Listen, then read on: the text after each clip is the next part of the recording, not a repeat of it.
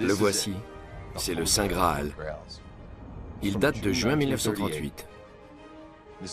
C'est un élément essentiel de la culture populaire américaine. C'est difficile à croire, mais au cœur de la Grande Dépression, il se vendait 10 cents.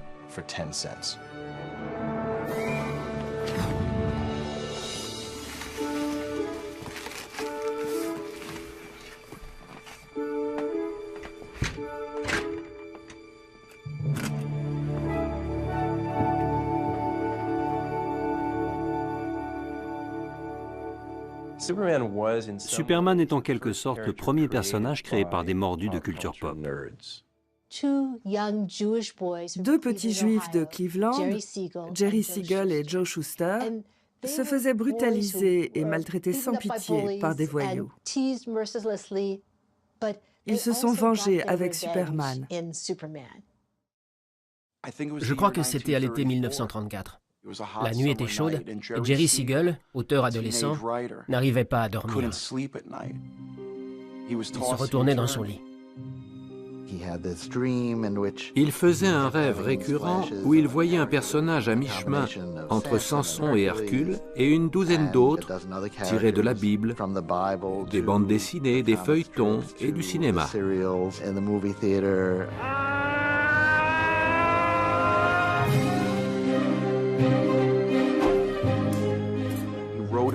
Il note toutes ses idées et le lendemain matin, il se précipite chez son ami, Joe Shuster, le dessinateur. Il lui raconte l'histoire de ce personnage surhumain.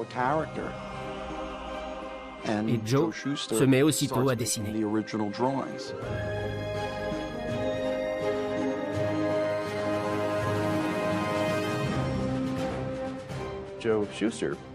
Joe Shuster faisait de la musculation. Il était fasciné par les magazines de culturisme. Les images d'acrobates, les collants, les capes. Tout cela se retrouve dans le costume de Superman.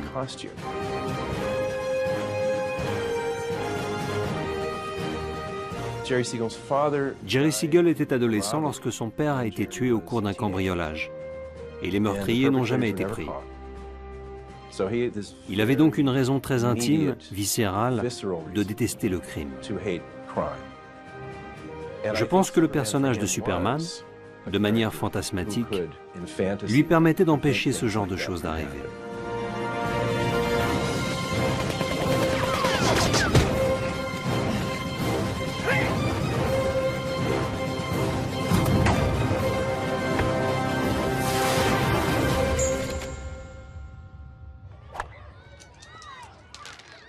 Jerry Siegel et Joe Shuster atteignent leur majorité durant la Grande Dépression, alors que la syndication de la presse bat son plein. En 1935, 130 agences proposent près de 2000 bandes dessinées à des millions de lecteurs. Une occasion en or pour les deux jeunes artistes, mais leur Superman ne trouve pas preneur.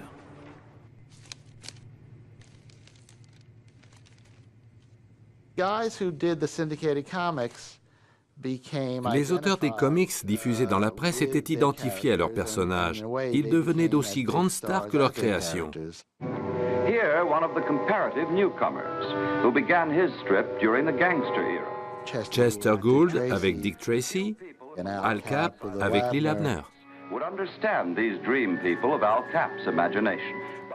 C'étaient des célébrités, des gens très riches. This is Hal Foster. Il y avait Hal Foster, le père de Tarzan, et plus tard de Prince Vaillant. Romances of the days of old called Il y avait le créateur de Flash Gordon, Alex Raymond, un artiste extraordinaire,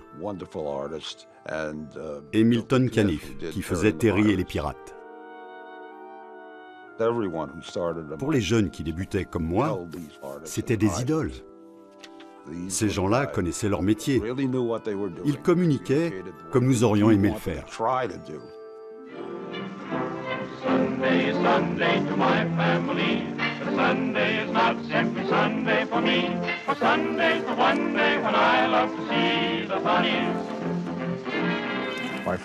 Mon père a pris la page des comics dans le journal du dimanche, il l'a pliée en deux, puis en quatre, et il a obtenu un format à peu près de la taille des comic books actuels.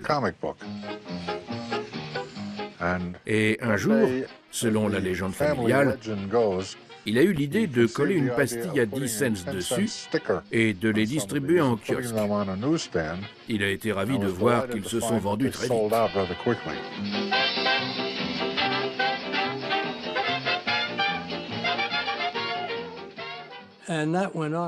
Ça a duré environ 2 ans. Puis les planches à rééditer, déjà parues dans les journaux, se sont faites rares. Et il a commencé à acheter des œuvres originales. C'est ainsi que l'industrie est née.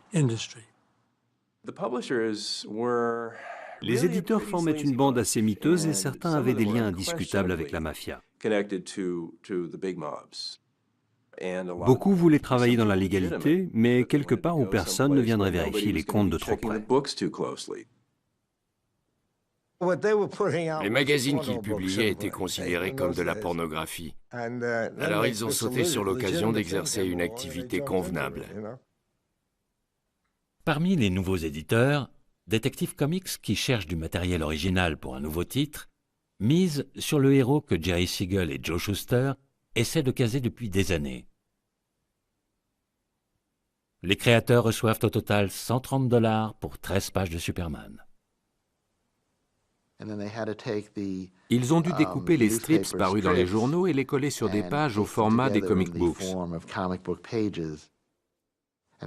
C'est devenu la locomotive de Comic Actions numéro 1, le futur DC Comics.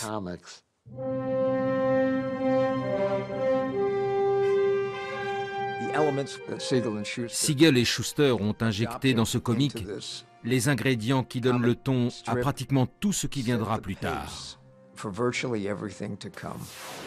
C'était ça, Superman.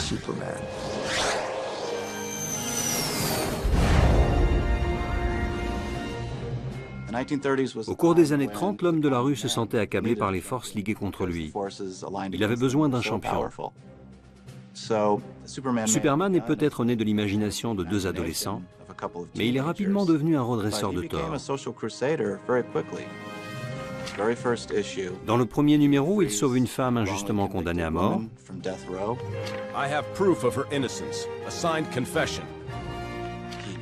Il colle au mur un homme qui bat sa femme. Il déjoue un complot entre un sénateur et un fabricant d'armes. Une première journée chargée pour un super-héros. Superman! Who best be in a position to use his amazing powers in a never-ending battle for true justice, Superman has assumed the skies of Clark Kent, mild-mannered reporter for a great metropolitan newspaper. Ce n'est pas uniquement un héros à la force herculéenne. Il endosse aussi le costume de l'Américain moyen. Kent speaking. Hello, Daily Planet. Superman est un extraterrestre, un immigrant originaire de Krypton. Il a tout quitté pour venir sur Terre sans espoir de retour. Arrivé ici, il prend un nom qui fait très goy, Clark Kent. This looks like a job for Superman. Il se transforme en symbole absolu du modèle américain. C'était une transposition frappante de l'expérience de tous les immigrants aux États-Unis, pas seulement des Juifs. Quand on fait abstraction du reste, on découvre un étranger en terre inconnue qui veut s'intégrer à la société et ne pas rester isolé. C'est la structure même des États-Unis.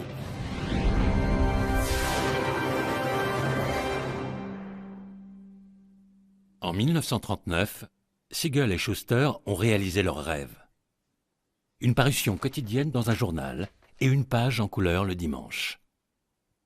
Cette année-là, DC Comics les engage sur un projet sans précédent.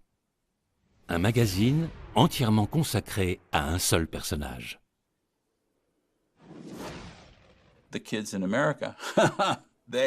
Les gosses en étaient dingues. Ces deux-là ont changé le monde en l'espace de 2 ans. Tous les éditeurs de comics voulaient des héros, des Green Lantern, des Atom, des Zatara le magicien.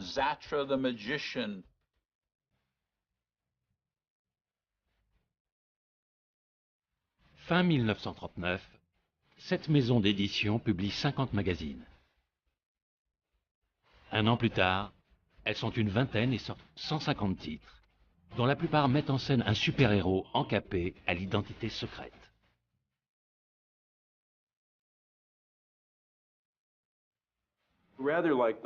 Un peu comme les studios de Hollywood, chaque maison avait son style et ses lecteurs. Detective Comics, qu'on appelle aussi DC ou National, tient le haut du pavé. Sandman, le maître des rêves, figure parmi les fleurons de sa couronne. Son arme vaporise un gaz qui force les criminels à dire la vérité tout en les endormant. Timely Comics, le futur Marvel, présente des personnages bizarres, moralement ambivalents. La Torche Humaine est un androïde qui utilise ses pouvoirs pour aider l'humanité, tandis que Namor, le prince des mers, le premier anti-héros du genre, a une mère à la peau bleue qui le pousse à faire la guerre aux terriens.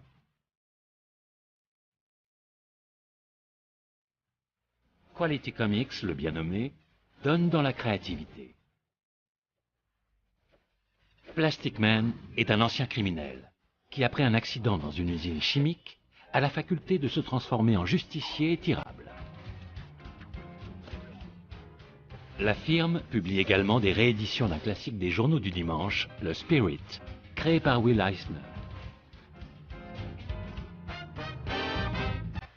Et puis, il y a Fox.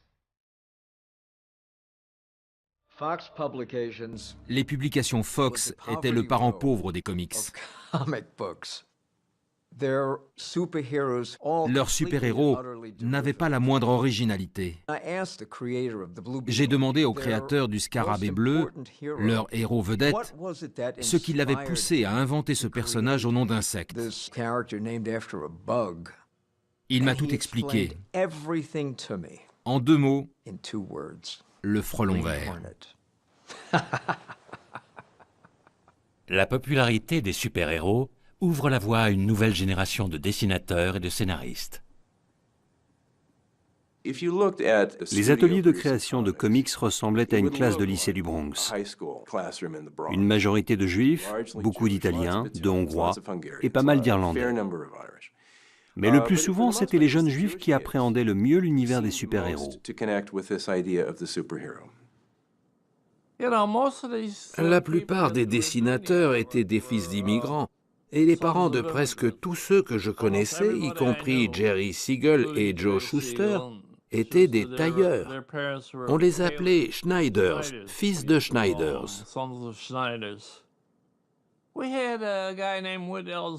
L'un des éditeurs de DC Comics, Whit Ellsworth, était surnommé le Goy Maison.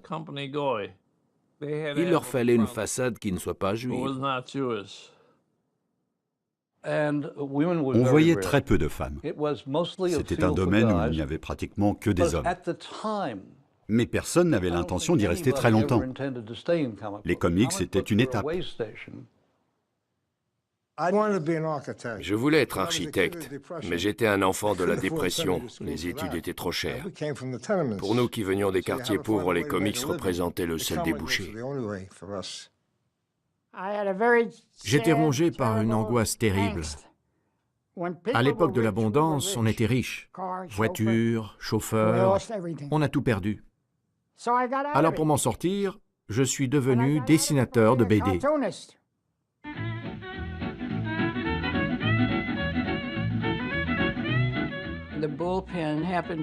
L'atelier se trouvait au cœur de l'immeuble. Il n'y avait pas de fenêtre. Il faisait noir comme dans un four, à part les lumières qui éclairaient les dessinateurs penchés sur leur table.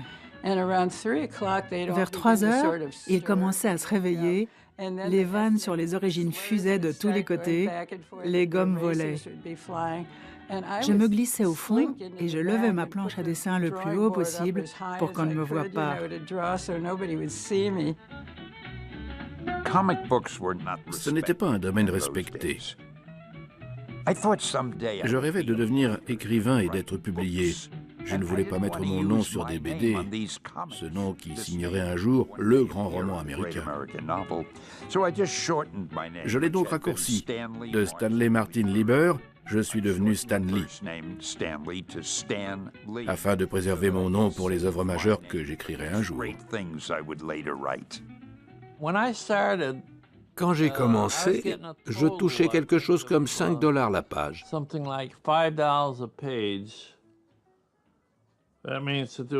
Une page complète avec 4, 5 panneaux ou plus. Les panneaux sont les petites cases des bandes dessinées. Alors, pour gagner plus, on dessinait une grosse explosion qui prenait plusieurs panneaux. À l'époque, quel que soit l'éditeur pour lequel on travaillait, on savait qu'il déposerait le copyright à son nom. On n'avait droit qu'à notre tarif à la page. Comme les autres, Jerry Siegel et Joe Shuster cèdent leurs droits d'auteur. Superman ne leur appartient plus.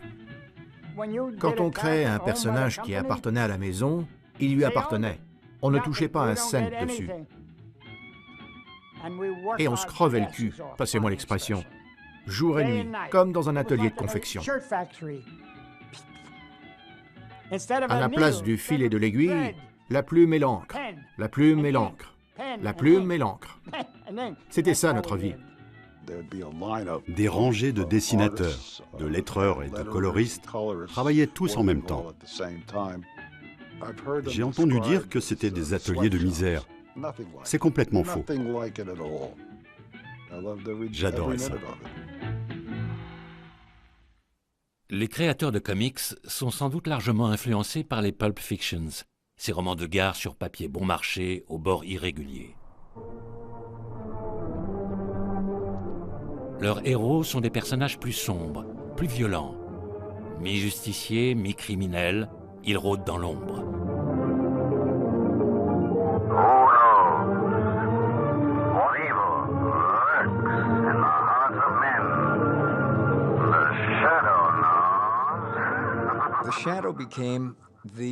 The Shadow est devenu le personnage le plus marquant et le plus imité à la fois dans les pulps et dans les comics.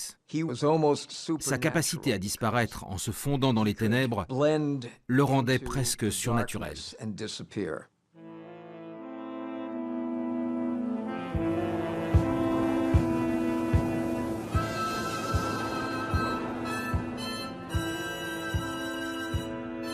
Un autre super-héros du calibre de Superman surgit de ses ténèbres au printemps 1939. Son créateur est un jeune artiste engagé par DC Comics, Bob Kane. Un jour, l'éditeur est entré. Il cherchait quelqu'un pour une nouvelle BD qui concurrencerait Superman. Il a demandé à Bob de trouver une idée pour une série d'aventures. Celui-ci a appelé Bill Finger. Et à eux deux, ils ont concocté Batman.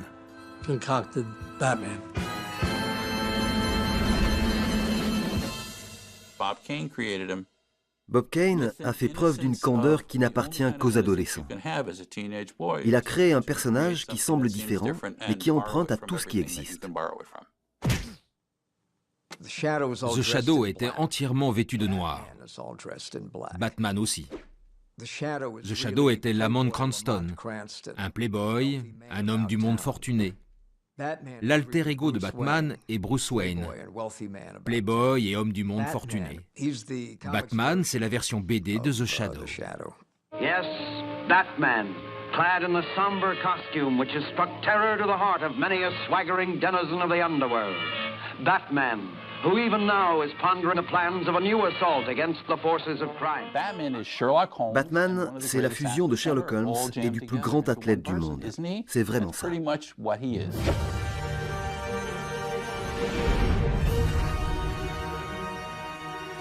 Durant la première année de sa parution dans DC Comics, Batman est un solitaire à tendance violente. Il porte un pistolet et n'hésite pas à s'en servir. La rédaction finit par lui confisquer son arme. Et si le justicier masqué se retrouve plus vulnérable que Superman, il n'en devient que plus populaire. Batman ne pouvait rien faire. Rien. C'était un héros de pulp avec un costume. Il n'avait pas de super pouvoir. Il n'en reste pas moins le plus grand super-héros de fiction qui ait jamais existé depuis que l'humanité s'adonne à la littérature. Je ne sais plus qui a eu l'idée des origines. Vers le 5e numéro, ils ont décidé de lui donner un passé.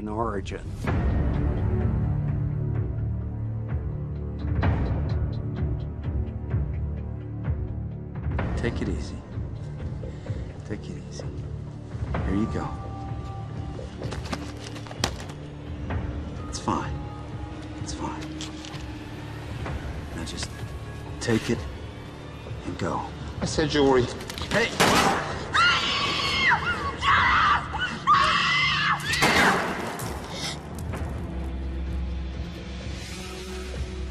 And I swear by the spirits of my parents to avenge their deaths by spending the rest of my life warring on all criminals.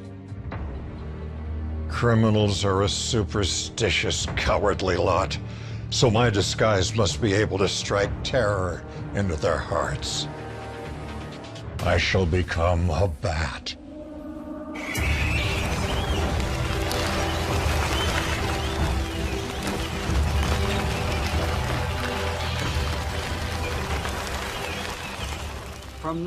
Dès lors, l'image du justicier solitaire, dépressif et obsessionnel a fait partie intégrante du personnage.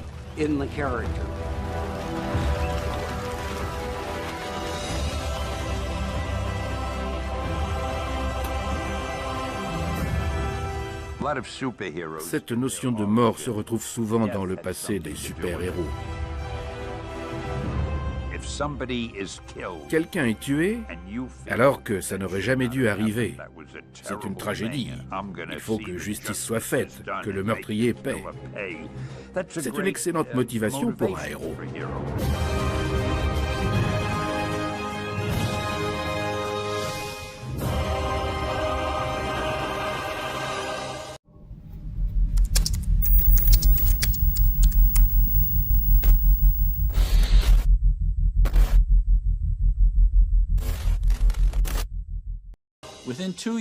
En 2 ans, il y a eu Superman, si puissant qu'il pouvait déplacer des planètes, et à l'autre extrême, Batman, dénué de tout pouvoir. Tous les autres s'inscrivent entre ces deux personnages. Un grand champion a besoin d'un grand adversaire. C'est l'assistant de Bob Kane, Jerry Robinson, qui est chargé de créer le premier super-vilain. Je voulais inventer un méchant à la mesure de Batman et qui aurait le sens de l'humour. J'ai pensé au Joker. On avait toujours un jeu de cartes à la maison. J'ai sorti celle du Joker. Il avait quelque chose d'inquiétant. C'était un tueur en série dès la première version. Un clown tueur en série, c'est le paradis de la Pulp Fiction. Un clown psychopathe.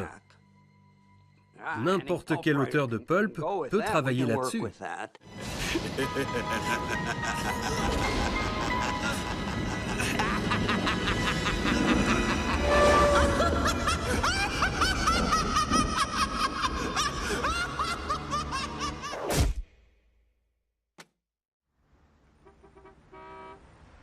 Au début des années 40, plus de 90% des garçons de 7 à 17 ans et près de 90% des filles lisent des comics.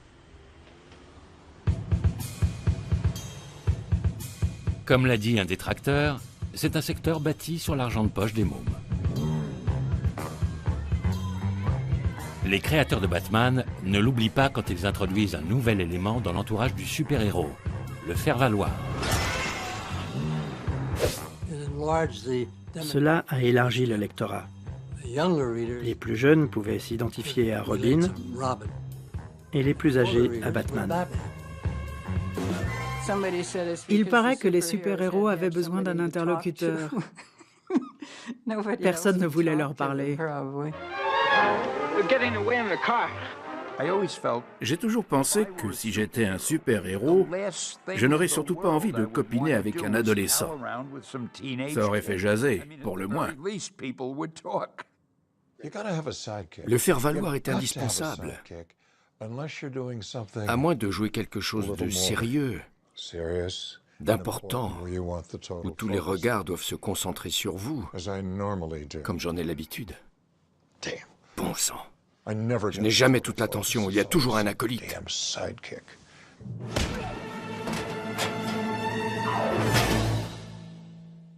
Un garçon, pourtant, est loin de jouer les seconds rôles. Billy Batson, un petit orphelin vendeur de journaux. D'un seul mot, il se transforme en adulte surpuissant, Captain Marvel. But who is Captain Marvel? You are, my son. All that is necessary is to repeat my name. Shazam. Shazam.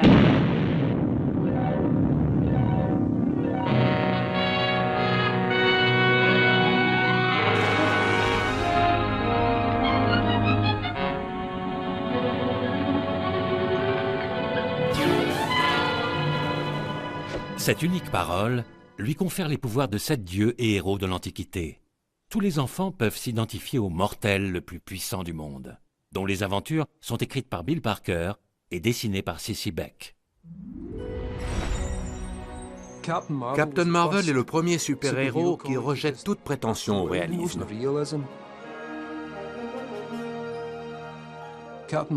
Il combat des dragons. Il rencontre des habitantes de la Lune. Il est capable de tout ce que l'imagination peut concevoir. Et ça a été un immense succès parce que le filon était exploité à fond. Captain Marvel a également donné naissance à toute une famille de super-héros. Mary Marvel, Captain Marvel Jr. et plein d'autres, jusqu'à un lapin habillé en Captain Marvel. Ça aussi, c'était séduisant.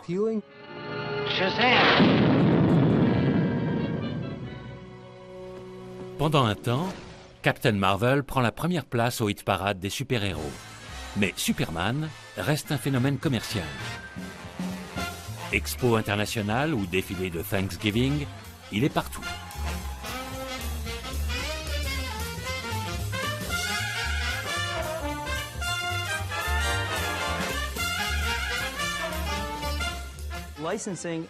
Une part essentielle de la mythologie s'est forgée sur les produits dérivés liés aux premiers super-héros. Ils étaient lancés dans les comics, mais aussi par d'autres moyens. Vêtements, jouets, cadeaux, nourriture. Toute la gamme y passait. Sans oublier les émissions de radio. Faster than an airplane, more powerful than a locomotive, impervious to bullets. Up in the sky, look! It's a bird! It's a plane! It's Superman! And now, Superman, a being no larger than an ordinary man. La radio diffuse les aventures de Superman, une émission quotidienne de 15 minutes, juste après le retour des enfants de l'école. As our story begins, we ask you to come with us on a far journey. A journey that takes us millions of miles. L'émission apporte des innovations. Superman est doté de son propre faire-valoir adolescent, Jimmy Olsen. Il est vrai qu'à la radio, il a vraiment besoin de quelqu'un à qui parler. What does Superman mean? Does he intend to reveal his double identity to Jimmy Olsen? Don't forget to tune in next time and follow this exciting story with Superman. Ma première rencontre avec les super-héros a eu lieu à la sortie de Superman. J'avais 12 ans. Le pacte germano-soviétique venait d'être signé et Hitler se préparait à envahir la Pologne. On était désespérés, faibles, et la Grande-Bretagne vacillait. C'est alors que Superman a fait son entrée. Et dans ma tête d'enfant, je me disais qu'il allait peut-être nous sauver. What started as a European war has developed, as the Nazis always intended it should develop, into a war for world domination. Au printemps 1941, le président Roosevelt fait face à de nombreux problèmes, notamment l'infiltration d'espions allemands aux États-Unis. But I tell you, Mr. President, there's no stopping these vermin. An army spotted with spies? It's useless. What would you suggest, gentlemen? A character out of the comic books? Perhaps the Human Torch in the army would solve our problem. La plupart des créateurs de comics étaient des juifs américains. Ils étaient plus inquiets que le reste de la population, plus conscients de l'urgence d'arrêter ce fou furieux d'Hitler.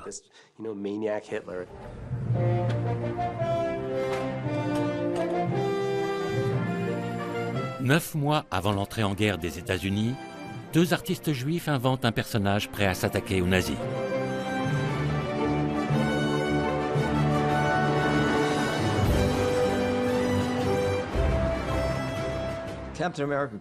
Captain America a été créé par Joe Simon et Jack Kirby. L'effort de guerre battait son plein, et le bleu, le blanc et le rouge du drapeau étaient tellement emblématiques qu'il était naturel qu'un personnage patriote fasse son apparition tôt ou tard.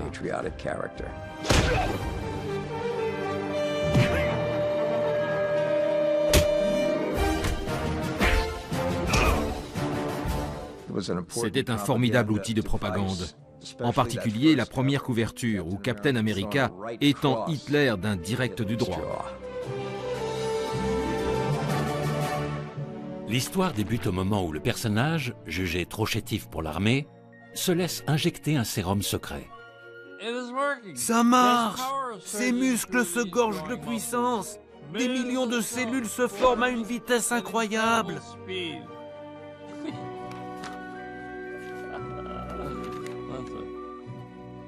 Je me souviens de ces scènes.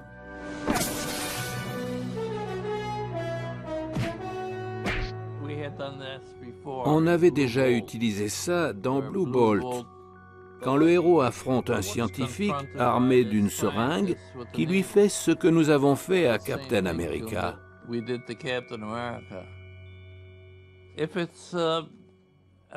Si c'est une bonne idée, si c'est drôle ou palpitant, on peut s'en servir au moins 8 fois. This was at a time when everybody was patriotic. There wasn't a day passed by that, we didn't get news from Europe in the newspapers. And it was ridiculous not to do Captain America, because there was an idea that would have been bought by everybody. So Joe and I did that. C'est le tout premier croquis de Captain America. J'ai écrit, je crois qu'il faut lui donner un copain adolescent, sinon il va passer son temps à parler tout seul. Pour beaucoup de gosses qui avaient des amis et de la famille sur le front, y compris moi, il représentait notre lien avec la guerre. C'était l'oncle Sam des temps modernes. Le genre de type qu'on aurait aimé avoir pour ami, pour fils ou pour père. C'était un symbole. Et voilà la croix gammée qu'on mettait partout dans nos comics. Jusqu'à la fin de 1941, le héros et Bucky, son inévitable faire-valoir, luttent contre les saboteurs et les sympathisants nazis de l'intérieur. L'imagination débridée du dessinateur Jack Kirby établit de nouvelles normes pour toute la profession. Jack Kirby avait un style unique, parce que lui-même était unique. C'était lui qui le mettait en scène. Quand Captain America donnait un coup de poing, c'était lui qui cognait quelqu'un qu'il détestait.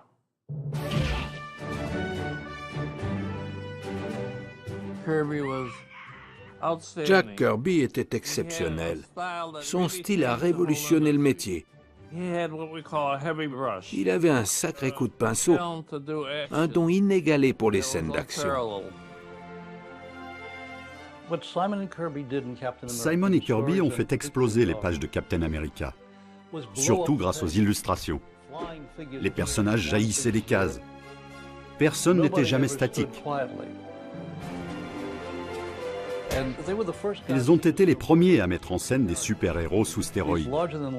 Des personnages plus grands que nature, bourrés de muscles et brûlant de s'en servir.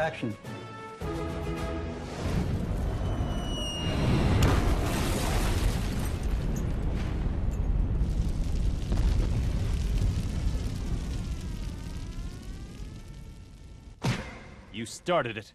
Now we'll finish it. Voici enfin le super-vilain idéal que les super-héros attendaient, l'ennemi ultime, tellement plus digne de leur pouvoir que des petits braqueurs de banque.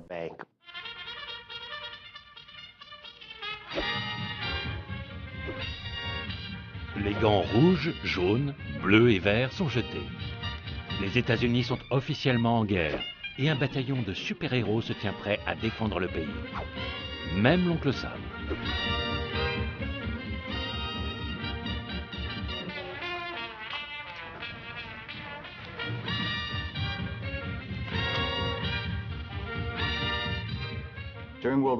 Selon les études de marché, 70 millions d'Américains lisaient des comics pendant la guerre, près de la moitié de la population. Parmi les troupes à l'étranger, les BD se vendaient 10 fois mieux que les autres publications. 25% des magazines expédiés aux GIs étaient des comics. Les soldats les adoraient.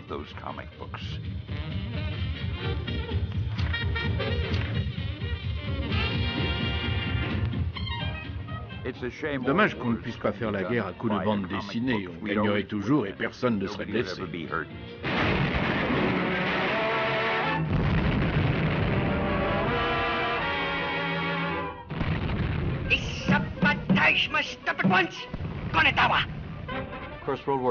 La guerre posait un problème à un personnage comme Superman, puisqu'il pouvait y mettre un terme dans l'après-midi s'il le décidait.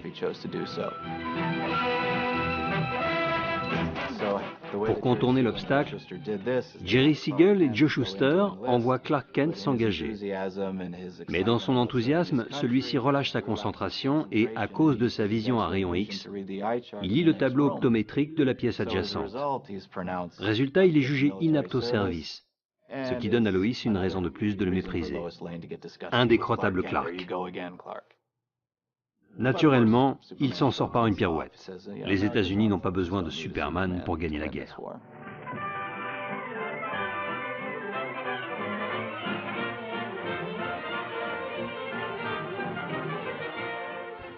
De nombreux créateurs de super-héros, dessinateurs et scénaristes, désertent l'atelier pour les bases militaires. Stan Lee, Jerry Siegel, Joe Simon et Jack Kirby, entre autres, rejoignent les forces armées. Au pays comme au front, chacun participe à l'effort national.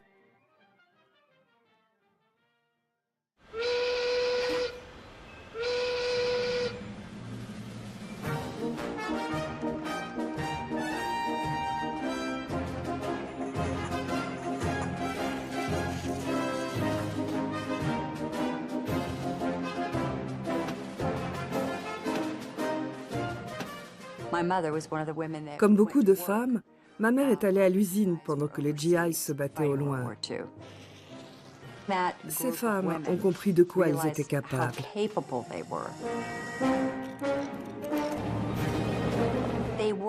À leur façon, c'étaient des combattantes à part entière.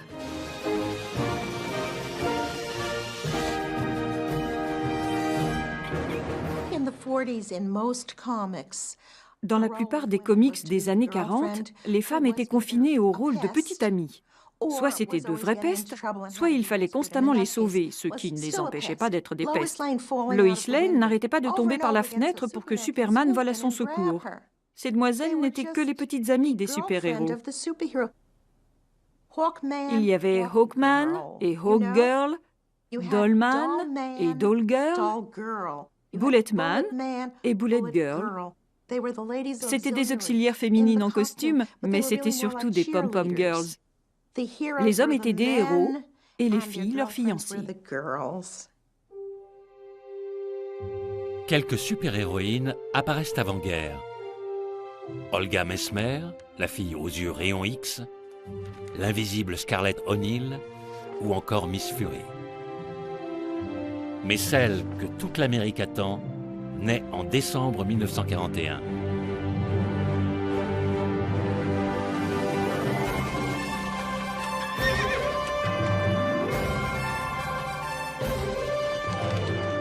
Wonder Woman fait ses débuts dans le numéro 8 d'All Stars Comics.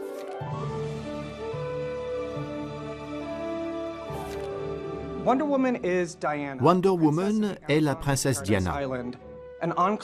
Elle vient d'une île peuplée d'Amazones immortelles, qui vivent isolée au milieu du triangle des Bermudes depuis 3000 ans. La super-héroïne la plus célèbre du monde est l'œuvre d'un homme, un scientifique excentrique qui revendique l'invention du test du polygraphe. William Moulton Marston était psychologue. Il était convaincu que les femmes sont émotionnellement supérieures aux hommes et que les États-Unis seraient un jour un matriarcat. Alors que les super-héros se servent de leur force et d'armes agressives, Moulton équipe Wonder Woman d'outils plus subtils. Le meilleur d'entre eux, en dehors de son cerveau, était son lasso en or. Le lasso magique, c'est le polygraphe absolu. Ceux qu'elle attrapait étaient forcés de dire la vérité, mais aussi de faire tout ce qu'elle voulait. Ces histoires fourmillaient d'idées intéressantes sur le pouvoir et l'identité sexuelle, sur les structures politiques.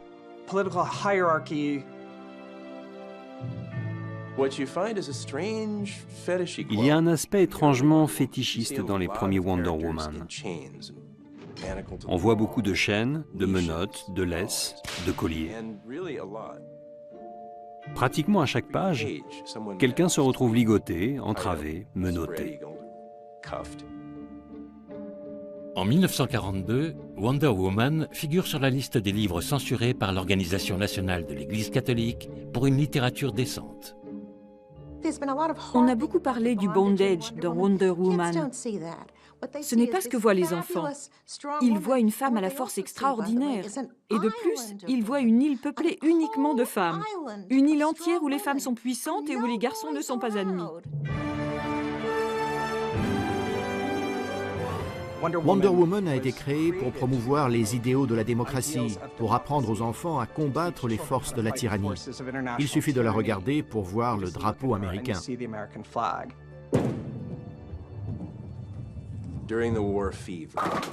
Les Japonais ont fait l'objet de caricatures d'un racisme effrayant durant la guerre. S'il fallait que les comics montrent les États-Unis écrasant le Japon, je suis choqué qu'on les ait représentés sous les traits d'animaux ou de démons. Malgré tous leurs aspects positifs, il est important de dire que les comics avaient aussi leur côté obscur. Le racisme et les clichés sur les minorités abondaient. C'était comme ça, et je le faisais aussi. Les Japonais avaient les yeux bridés et l'écume aux lèvres. Les Noirs fuyaient le combat. Les Allemands étaient d'épouvantables lâches sous leur dehors de malabar blond. Et nos héros n'étaient pas très futés. C'était la loi du plus fort.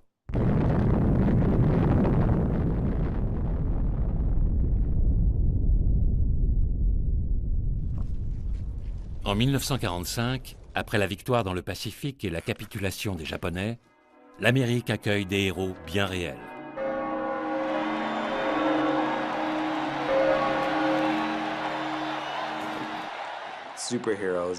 Après-guerre, les super-héros ont perdu en popularité.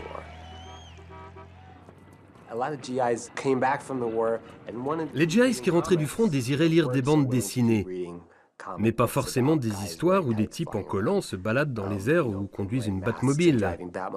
Ils voulaient des choses plus sophistiquées, plus adultes. Les personnages comme Captain America n'avaient plus de raison d'être. Il avait servi sa patrie, il avait fait son devoir, mais son temps était révolu.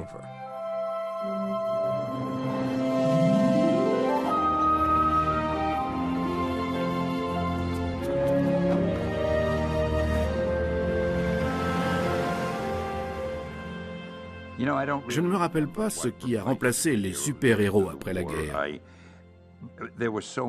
Les genres ne manquaient pas. Ça aurait pu être les westerns, les aventures d'adolescents, les polars. Au début des années McCarthy, les pages des comic books connaissent une explosion de crimes et d'histoires d'horreur. En 1954, leurs effets sur les enfants sont examinés par une sous-commission du Sénat sur la délinquance juvénile. Le témoin vedette, Frédéric Wertham, est un médecin d'origine allemande. qui prend les bandes dessinées pour cible dans son livre « La séduction des innocents ». Comic books are an important contributing factor in many cases of juvenile delinquency. À la sortie de ce livre, dans les années 1950, Wonder Woman a été violemment attaquée, tout comme Batman et Robin ou Superman. Cela a ravivé les craintes qu'inspirait leur prétendue sexualité déviante ou leur tendance homosexuelle.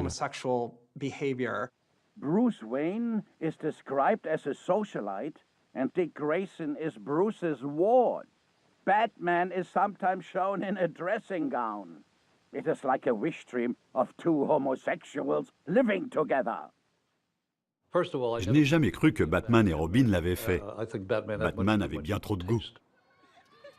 Superman, with the big S on his uniform, we should, I suppose, be thankful that it is not an SS, has long been recognized as a symbol of violent race superiority. Ça ne l'a pas rendu populaire auprès des créateurs des super-héros, juifs pour la plupart. Ils venaient de rentrer de la guerre et certains n'en étaient pas revenus. J'avais une certaine sympathie pour ce que faisait Wertham. Les enfants ne doivent pas être exposés à la violence gratuite. Pourtant, je ne pense pas que les lecteurs soient particulièrement violents. Les fans de bande dessinée ont l'air très gentils en grande majorité. Mais tout de même, ils sont fascinés par le sang et les atrocités. Les super-héros prennent une raclée. Des églises et des groupes de citoyens les boycottent. Aux quatre coins du pays, des écoles brûlent les comics lors d'autodafés publics. Ils ont eu la main lourde, au point que j'ai pris un pseudonyme pour les comics. Mon nom était devenu un gros mot. À la suite des auditions du Sénat, les éditeurs instaurent la Comics Code Authority, chargée de réguler le contenu des magazines. Le crime ne peut être que sordide et repoussant. La violence excessive est bannie.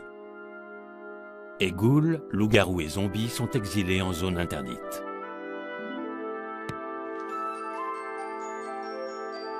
Les super-héros survivants perdent leur punch et adoptent le mode de vie pépère de l'après-guerre.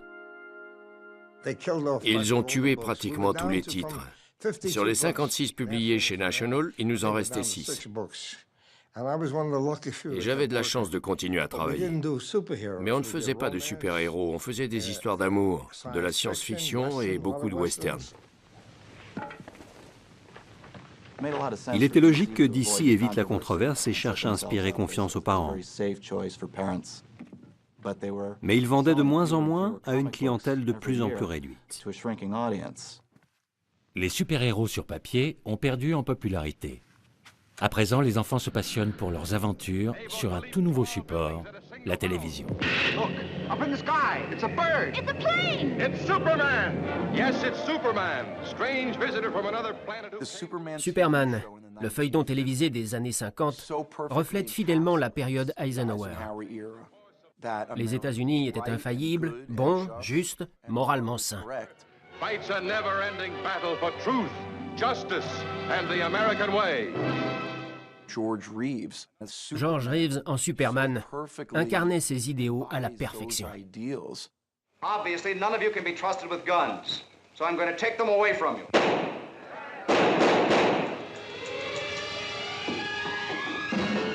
Lois, look. Si les parents nourrissent encore des doutes au sujet des super-héros, les feuilletons hebdomadaires n'ont qu'un but, retrouver la confiance des plus grands fans de Superman, les enfants. Superman? Now don't start treating me like a child. There's no such person as Superman and you know it. As Superman? Of course not. I figured all that out. It's just publicity. DC Comics réussit l'exploit de faire adopter sa star comme porte-parole du département du Trésor. Désormais, Superman défend officiellement et pour toujours le modèle américain. All you have to do is just put away part of your allowance or your odd job money, and put it in United States saving stamps at school. La traversée du désert aura duré près de 10 ans, mais le premier et le plus grand des super-héros a retrouvé ses forces.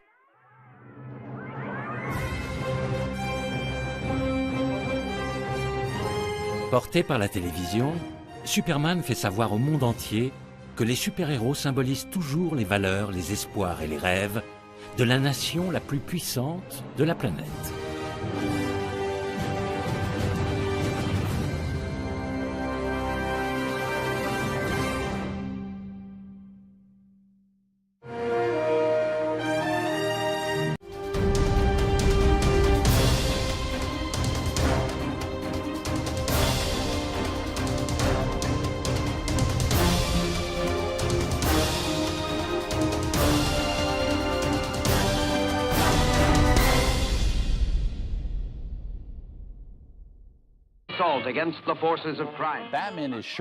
Batman, c'est la fusion de Sherlock Holmes et du plus grand athlète du monde. C'est vraiment ça.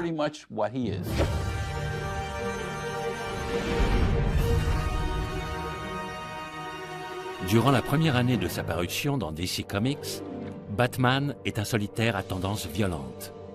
Il porte un pistolet et n'hésite pas à s'en servir. La rédaction finit par lui confisquer son arme. Et si le justicier masqué se retrouve plus vulnérable que Superman, il n'en devient que plus populaire. Batman ne pouvait rien faire. Rien. C'était un héros de pulp avec un costume. Il n'avait pas de super-pouvoir. Il n'en reste pas moins le plus grand super-héros de fiction qui ait jamais existé depuis que l'humanité s'adonne à la littérature. Je ne sais plus qui a eu l'idée des origines. Vers le 5e numéro, ils ont décidé de lui donner un passé.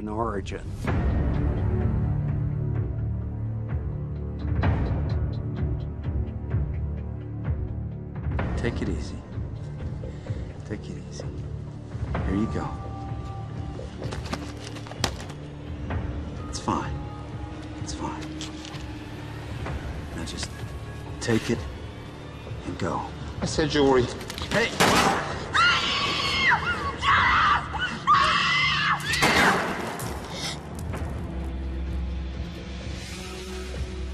And I swear by the spirits of my parents to avenge their deaths by spending the rest of my life warring on all criminals. Criminals are a superstitious, cowardly lot, so my disguise must be able to strike terror into their hearts. I shall become a bat.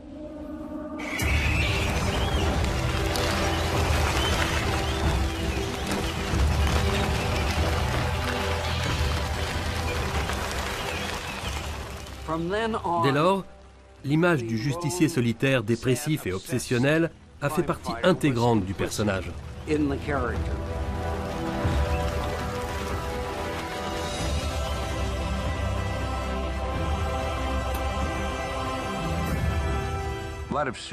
Cette notion de mort se retrouve souvent dans le passé des super-héros. Quelqu'un est tué alors que ça n'aurait jamais dû arriver. C'est une tragédie. Il faut que justice soit faite, que le meurtrier paie. C'est une excellente motivation pour un héros.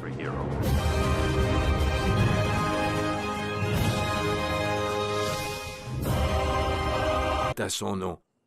On n'avait droit qu'à notre tarif à la page. Comme les autres, Jerry Siegel et Joe Shuster cèdent leurs droits d'auteur. Superman ne leur appartient plus. Quand on crée un personnage qui appartenait à la maison, il lui appartenait. On ne touchait pas un cent dessus. Et on se crevait le cul, passez-moi l'expression, jour et nuit, comme dans un atelier de confection. À la place du fil et de l'aiguille, la plume et l'encre, la plume et l'encre. La plume et l'encre. C'était ça notre vie. Des rangées de dessinateurs, de lettreurs et de coloristes travaillaient tous en même temps. J'ai entendu dire que c'était des ateliers de misère. C'est complètement faux. J'adorais ça. Les créateurs de comics sont sans doute largement influencés par les Pulp Fictions, ces romans de gare sur papier bon marché, aux bords irréguliers. Leurs héros sont des personnages plus sombres, plus violents. Mi-justiciers, mi-criminels, ils rôdent dans l'ombre.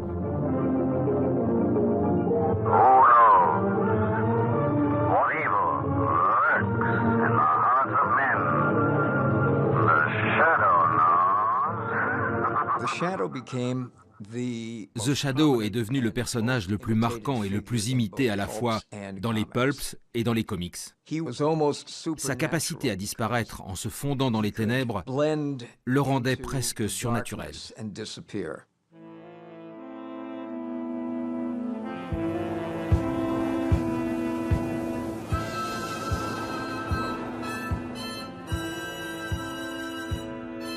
Un autre super-héros du calibre de Superman surgit de ces ténèbres au printemps 1939. Son créateur est un jeune artiste engagé par DC Comics, Bob Kane. Un jour, l'éditeur est entré. Il cherchait quelqu'un pour une nouvelle BD qui concurrencerait Superman. Il a demandé à Bob de trouver une idée pour une série d'aventures. Celui-ci a appelé Bill Finger. Et à eux deux, ils ont concocté Batman.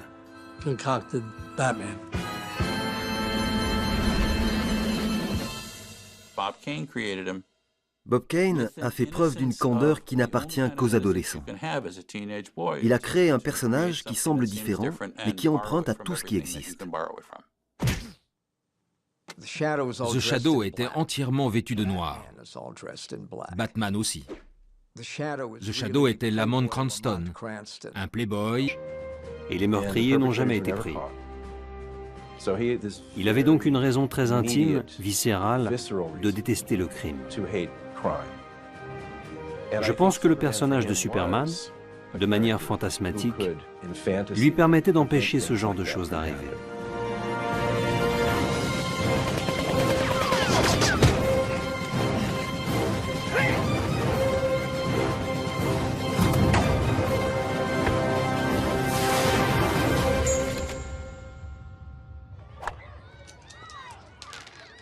Jerry Siegel et Joe Shuster atteignent leur majorité durant la Grande Dépression, alors que la syndication de la presse bat son plein. En 1935, 130 agences proposent près de 2000 bandes dessinées à des millions de lecteurs. Une occasion en or pour les deux jeunes artistes, mais leur Superman ne trouve pas preneur.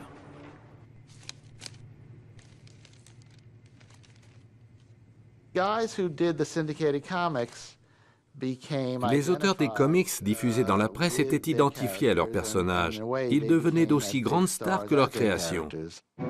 Here, one of the comparative newcomers who began his strip during the gangster era.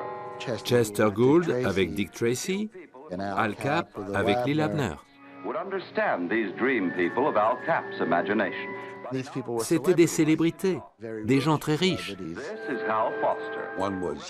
Il y avait Hal Foster, le père de Tarzan, et plus tard de Prince Vaillant.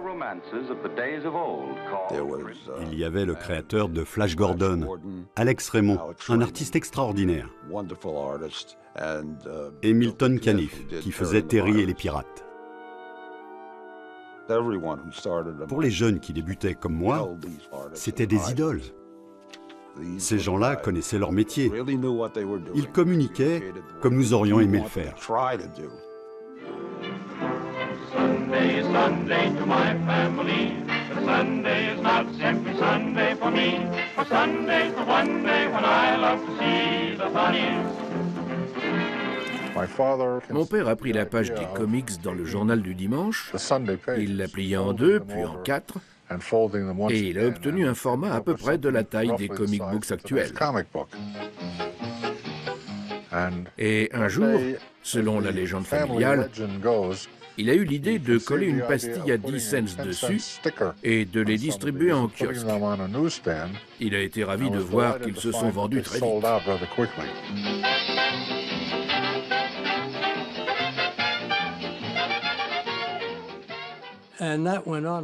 Ça a duré environ 2 ans. puis les planches à rééditer déjà parues dans les journaux. L'alter ego de Batman est Bruce Wayne, playboy et homme du monde fortuné. Batman, c'est la version BD de The Shadow. Yes, Batman, clad in the somber costume which has struck terror to the heart of many a swaggering denizen of the underworld. Batman, who even now is pondering the plans of a new assault against the forces of crime. Batman, c'est la fusion de Sherlock Holmes et du plus grand athlète du monde. C'est vraiment ça.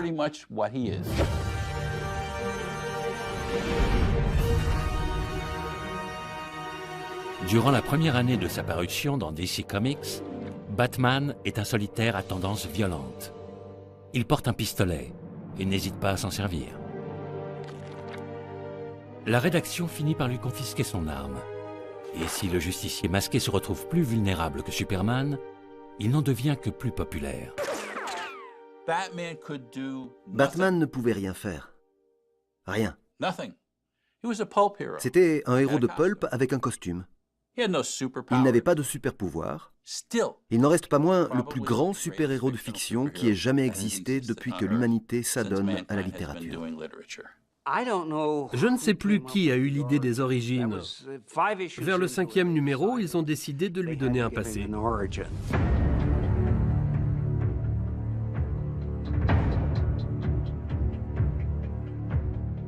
Take it easy. Take it easy. Here you go. It's fine. It's fine. Now just take it and go. I said jewelry. Hey!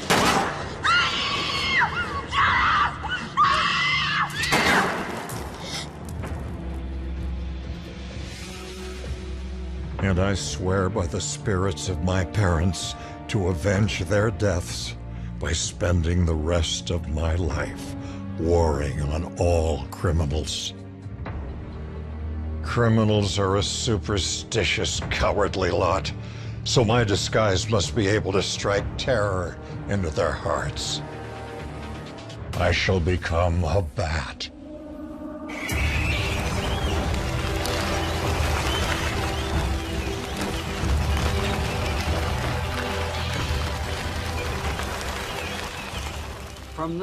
Dès lors, l'image du justicier solitaire dépressif et obsessionnel a fait partie intégrante du personnage.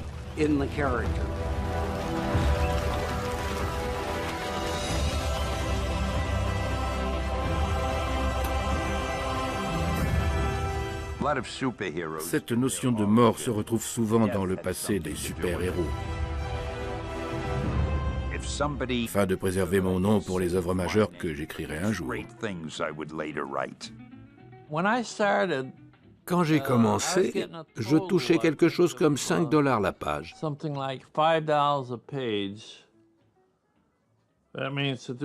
Une page complète avec 4-5 panneaux ou plus. Les panneaux sont les petites cases des bandes dessinées. Alors, pour gagner plus, on dessinait une grosse explosion qui prenait plusieurs panneaux. À l'époque, quel que soit l'éditeur pour lequel on travaillait, on savait qu'il déposerait le copyright à son nom. On n'avait droit qu'à notre tarif à la page. Comme les autres, Jerry Siegel et Joe Shuster cèdent leurs droits d'auteur. Superman ne leur appartient plus. Quand on crée un personnage qui appartenait à la maison, il lui appartenait. On ne touchait pas un cent dessus. Et on se crevait le cul, passez-moi l'expression, jour et nuit, comme dans un atelier de confection. À la place du fil et de l'aiguille, la plume et l'encre, la plume et l'encre, la plume et l'encre. C'était ça notre vie. Des rangées de dessinateurs, de lettreurs et de coloristes travaillaient tous en même temps. J'ai entendu dire que c'était des ateliers de misère. C'est complètement faux. J'adorais ça. Les créateurs de comics sont sans doute largement influencés par les Pulp Fictions, ces romans de gare sur papier bon marché, aux bords irréguliers. leurs héros sont des personnages plus sombres, plus violents. Mi-justiciers, mi-criminels, ils rôdent dans l'ombre.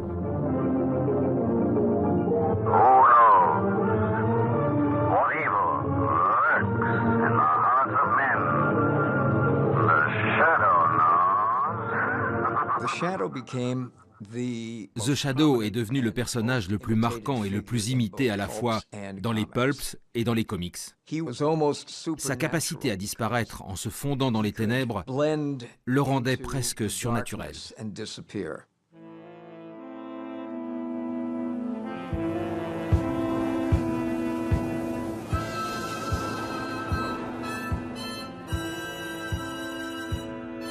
Un autre super-héros du calibre de Superman surgit de ces ténèbres au printemps 1939.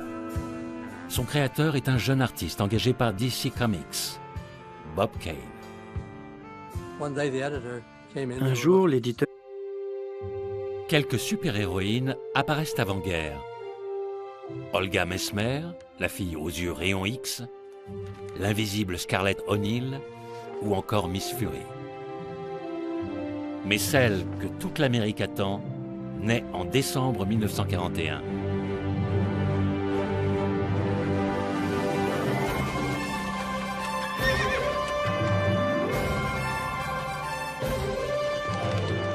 Wonder Woman fait ses débuts dans le numéro 8 d'All Stars Comics.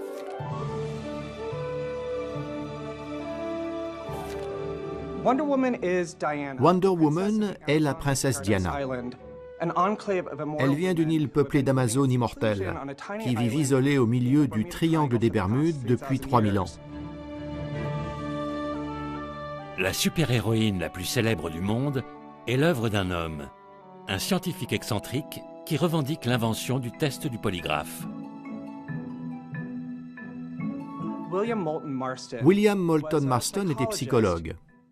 Il était convaincu que les femmes sont émotionnellement supérieures aux hommes et que les États-Unis seraient un jour un matriarcat. Alors que les super-héros se servent de leurs forces et d'armes agressives, Moulton équipe Wonder Woman d'outils plus subtils.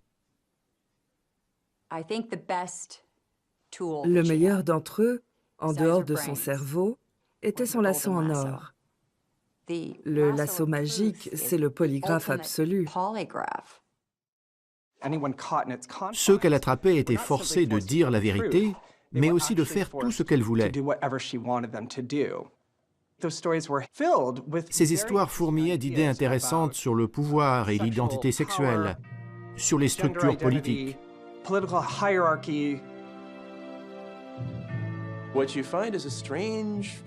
Il y a un aspect étrangement fétichiste dans les premiers Wonder Woman. On voit beaucoup de chaînes, de menottes, de laisses, de colliers. Pratiquement à chaque page, quelqu'un se retrouve ligoté, entravé, menotté. En 1942, Wonder Woman figure sur la liste des livres censurés par l'Organisation nationale de l'Église catholique pour une littérature décente. On a beaucoup parlé du bondage dans Wonder Woman. Ce n'est pas ce que voient les enfants.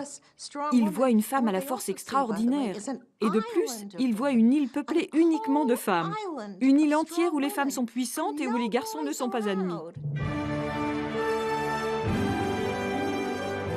Wonder Woman a été créée pour promouvoir les idéaux de la démocratie, pour apprendre aux enfants... Rejette toute prétention au réalisme.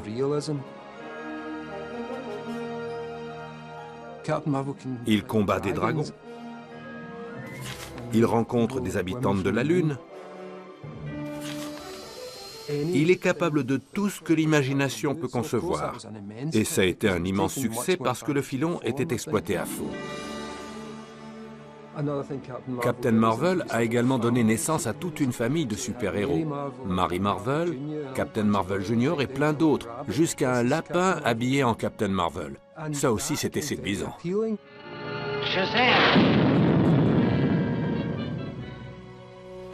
Pendant un temps, Captain Marvel prend la première place au hit-parade des super-héros. Mais Superman reste un phénomène commercial. Expo internationale ou défilé de Thanksgiving, il est partout.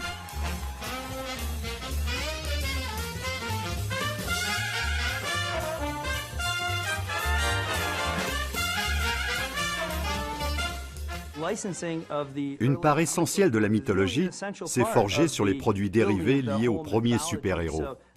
Ils étaient lancés dans les comics, mais aussi par d'autres moyens. Vêtements, jouets, cadeaux, nourriture. Toute la gamme y passait. Sans oublier les émissions de radio. Faster than an airplane, more powerful than a locomotive, impervious to bullets. Up in the sky, look, it's a bird, it's a plane, it's Superman! And now, Superman, a being no larger than an ordinary man. La radio diffuse les aventures de Superman, une émission quotidienne de 15 minutes, juste après le retour des enfants de l'école. As our story begins, we ask you to come with us on a far journey. A journey that takes us millions of miles. L'émission apporte des innovations. Superman est doté de son propre faire-valoir adolescent, Jimmy Olsen. Il est vrai qu'à la radio, il a vraiment besoin de quelqu'un à qui parler. What does Superman mean? Does he intend to reveal his double identity to Jimmy Olsen?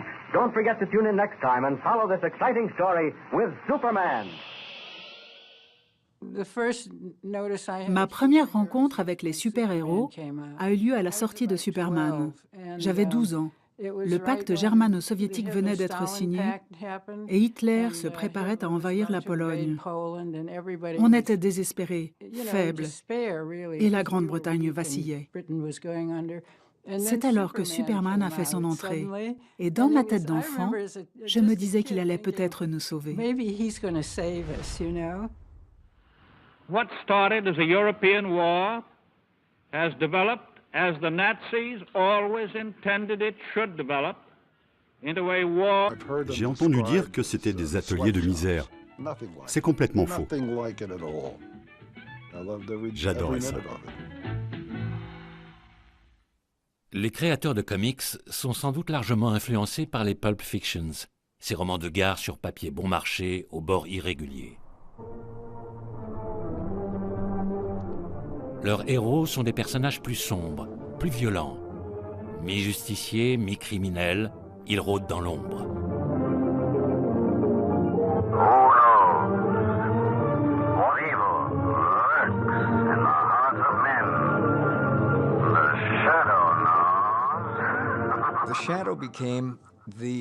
The Shadow est devenu le personnage le plus marquant et le plus imité à la fois dans les pulps et dans les comics. Sa capacité à disparaître en se fondant dans les ténèbres le rendait presque surnaturel.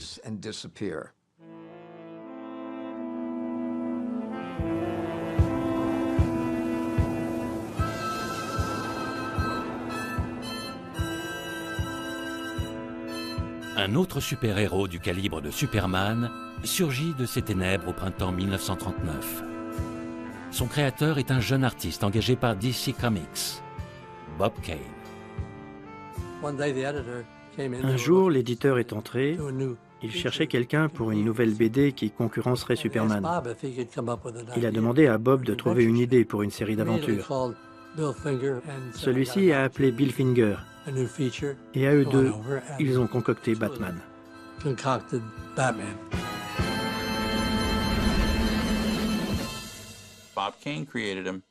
Bob Kane a fait preuve d'une candeur qui n'appartient qu'aux adolescents. Il a créé un personnage qui semble différent, mais qui emprunte à tout ce qui existe. The Shadow était entièrement vêtu de noir. Batman aussi. The Shadow était Lamont Cranston, un playboy, un homme du monde fortuné. L'alter ego de Batman est Bruce Wayne, playboy et homme du monde fortuné. Batman, c'est la version BD de The Shadow. Yes, Batman, clad in the somber costume which has struck terror to the heart of many a swaggering denizen of the underworld. Batman, who even now is pondering the plans of a new assault against the forces of crime. Batman, c'est la fusion de Sherlock Holmes et du plus grand athlète du monde. C'est vraiment ça.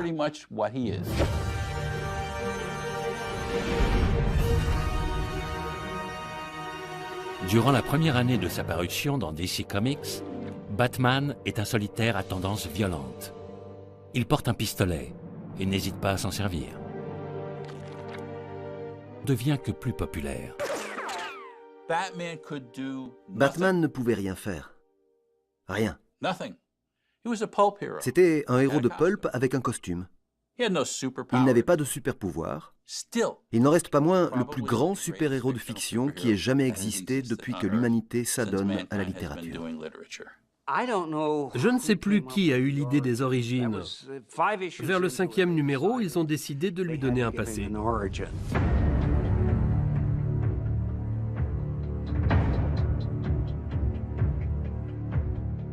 Take it easy. Take it easy. Here you go. It's fine. It's fine. Now just take it and go. I said jewelry. Hey!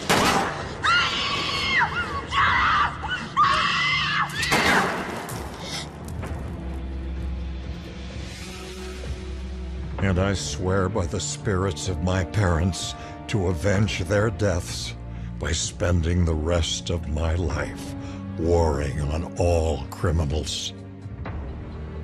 Criminals are a superstitious, cowardly lot, so my disguise must be able to strike terror into their hearts. I shall become a bat.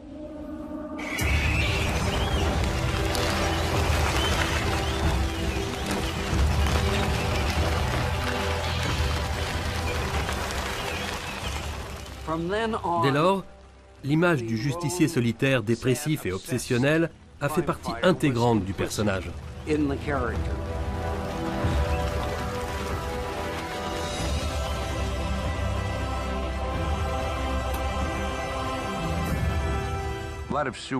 Cette notion de mort se retrouve souvent dans le passé des super-héros. Quelqu'un est tué alors que ça n'aurait jamais dû arriver. C'est une tragédie. Il faut que justice soit faite, que le meurtrier paie. C'est une excellente motivation pour un héros.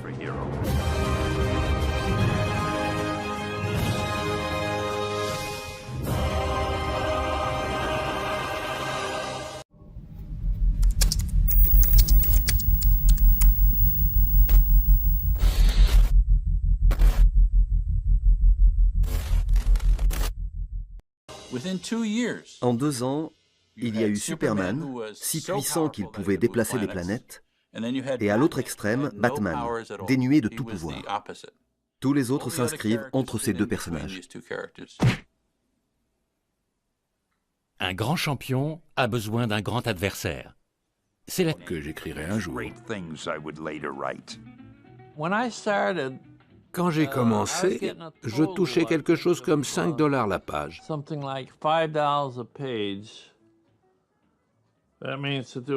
Une page complète avec 4, 5 panneaux ou plus. Les panneaux sont les petites cases des bandes dessinées.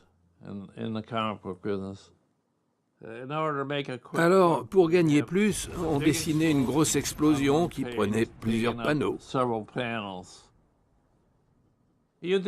À l'époque, quel que soit l'éditeur pour lequel on travaillait, on savait qu'il déposerait le copyright à son nom. On n'avait droit qu'à notre tarif à la page. Comme les autres, Jerry Siegel et Joe Shuster cèdent leurs droits d'auteur. Superman ne leur appartient plus. Quand on crée un personnage qui appartenait à la maison, il lui appartenait. On ne touchait pas un cent dessus. Et on se crevait le cul, passez-moi l'expression, jour et nuit, comme dans un atelier de confection. À la place du fil et de l'aiguille, la plume et l'encre, la plume et l'encre, la plume et l'encre. C'était ça notre vie. Des rangées de dessinateurs, de lettreurs et de coloristes travaillaient tous en même temps. J'ai entendu dire que c'était des ateliers de misère. C'est complètement faux. J'adorais ça. Les créateurs de comics sont sans doute largement influencés par les Pulp Fictions, ces romans de gare sur papier bon marché, aux bords irréguliers. Leurs héros sont des personnages plus sombres, plus violents. Mi-justiciers, mi-criminels, ils rôdent dans l'ombre.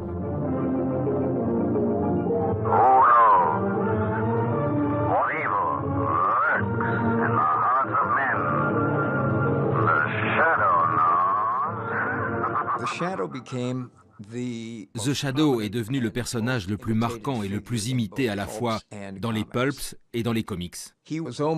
Sa capacité à disparaître en se fondant dans les ténèbres le rendait presque surnaturel.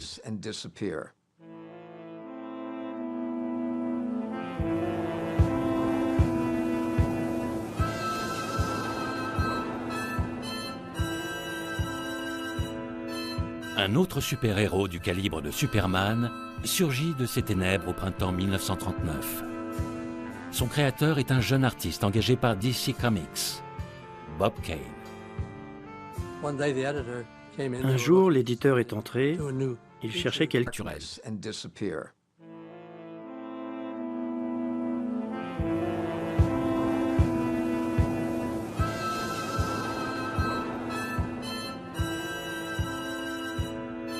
Un autre super-héros du calibre de Superman surgit de ses ténèbres au printemps 1939. Son créateur est un jeune artiste engagé par DC Comics, Bob Kane. Un jour, l'éditeur est entré, il cherchait quelqu'un pour une nouvelle BD qui concurrencerait Superman. Il a demandé à Bob de trouver une idée pour une série d'aventures. Celui-ci a appelé Bill Finger. Et à eux deux, ils ont concocté Batman.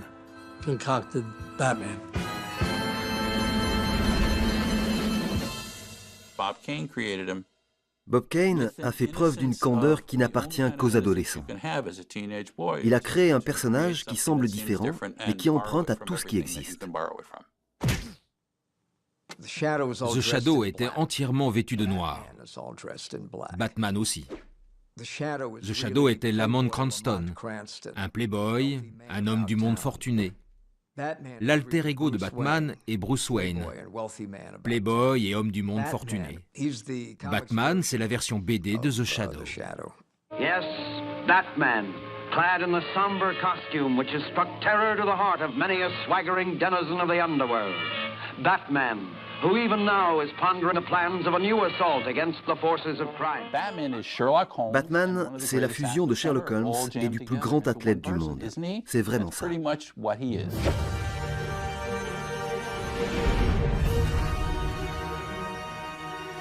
Durant la première année de sa parution dans DC Comics, Batman est un solitaire à tendance violente.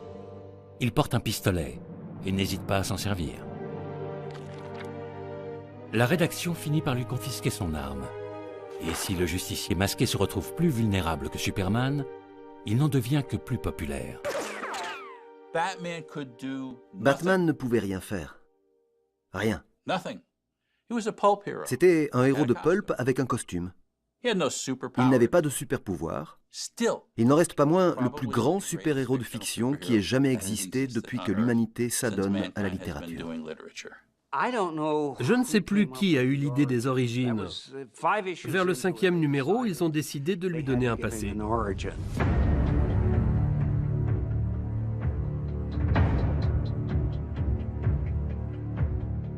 Take it easy.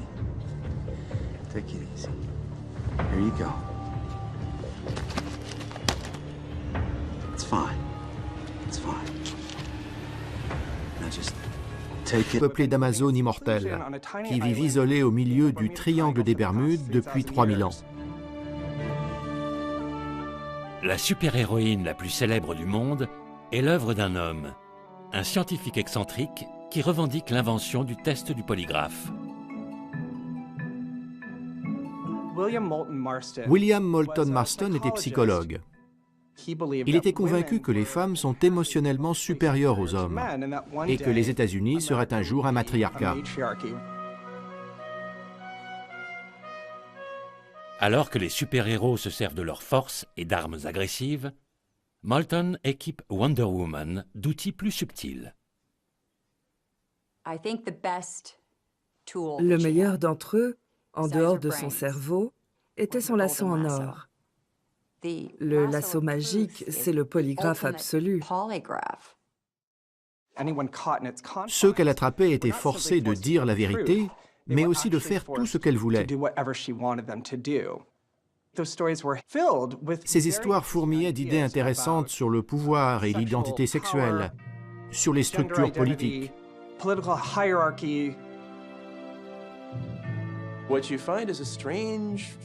Il y a un aspect étrangement fétichiste dans les premiers Wonder Woman. On voit beaucoup de chaînes, de menottes, de laisses, de colliers. Pratiquement à chaque page, quelqu'un se retrouve ligoté, entravé, menotté. En 1942, Wonder Woman figure sur la liste des livres censurés par l'Organisation nationale de l'Église catholique pour une littérature décente. On a beaucoup parlé du bondage dans Wonder Woman. Ce n'est pas ce que voient les enfants. Ils voient une femme à la force extraordinaire. Et de plus, ils voient une île peuplée uniquement de femmes. Une île entière où les femmes sont puissantes et où les garçons ne sont pas admis. Wonder Woman a été créée pour promouvoir les idéaux de la démocratie, pour apprendre aux enfants à combattre les forces de la tyrannie. Il suffit de la regarder pour voir le drapeau américain.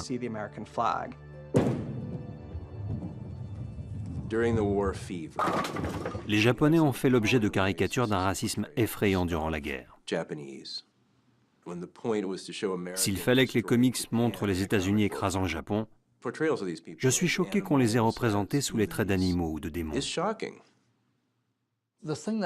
Malgré tous leurs aspects positifs, il est important de dire que les comics avaient aussi leur côté obscur. Le racisme et les clichés sur les minorités abondaient. C'était comme ça, et je le faisais aussi. Les Japonais avaient les yeux bridés et l'écume aux lèvres,